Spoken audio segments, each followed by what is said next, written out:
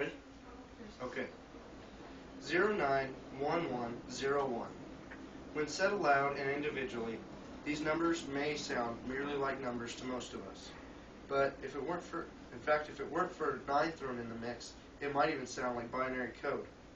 But if we take out a few of the numbers and combine a couple, we are left with something entirely too familiar. 9/11. Ring any bells? Well, for me it sure does. But let's go one more step deeper into the translation process and convert that 9 into a month, which leaves us with one of the biggest days in American history.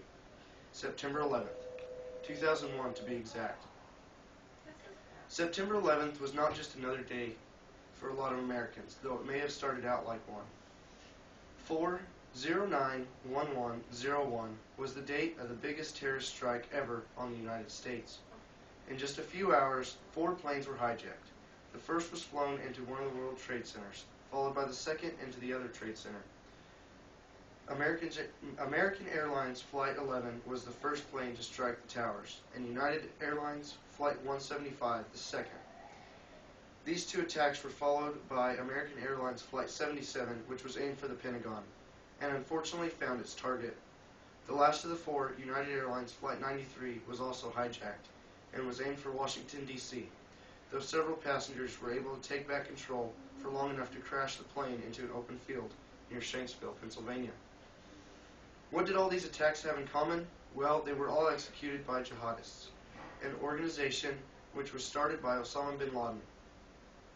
Bin Laden had already been on the Federal Bureau of Investigation's list of not only top 10 most wanted criminals, but also top 10 most wanted terrorists. This track record was mostly because of his involvement in the 1998 bombing of the U.S. Embassy. After his involvement with the terrorist attacks on September 11th, Osama bin Laden became a huge target for the war on terror. Bin Laden's full name is Osama bin Mohammed bin Awad bin Laden. He was born in Riyadh, Saudi Arabia. Bin Laden's actual date of birth is not known for sure, but he once gave it as March 10, 1957. Past this knowledge, not much is known about him for sure. Some believe that he went on to get a degree in civil engineering, while others believe that he went on to get a degree in public administration. It is also known that bin Laden fathered somewhere between 20 and 26 children. As far as the September 11th attack, bin Laden started off denying all responsibility. It was not until 2004 that he finally claimed responsibility for the act.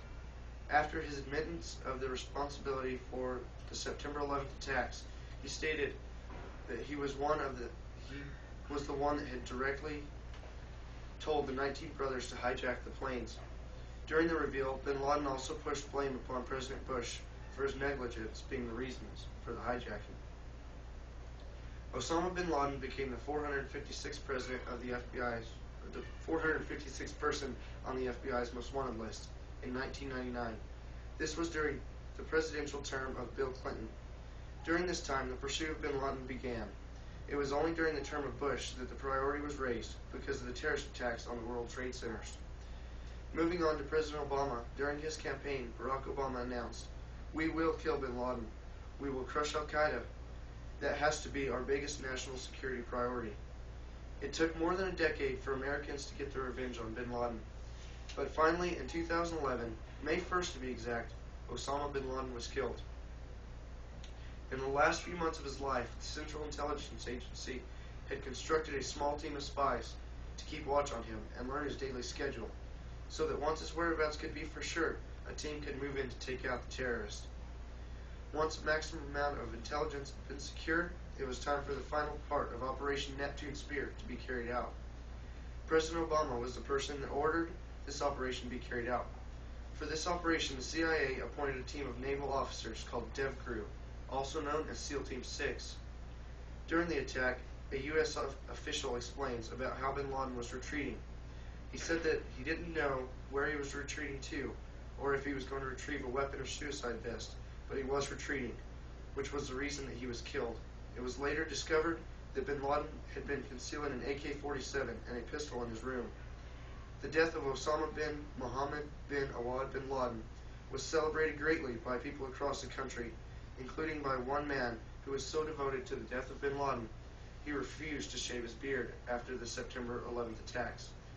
until bin Laden was killed. As soon as the death of him was announced, the man sprinted to the nearest bathroom and shaved his beard for the first time in more than 10 years. Even before the death of bin Laden was announced, crowds of thousands gathered around the White House, cheering and celebrating. Hundreds of people also assembled in Times Square in New York, and also at Ground Zero. September 11th was an extremely trying time for the United States as a country. Seemingly, it tore the country apart, but really it pulled us together. In the midst of all the confusion, masses of volunteers banded together to do their best to save as many lives as possible. It also pulled the country together in revolt.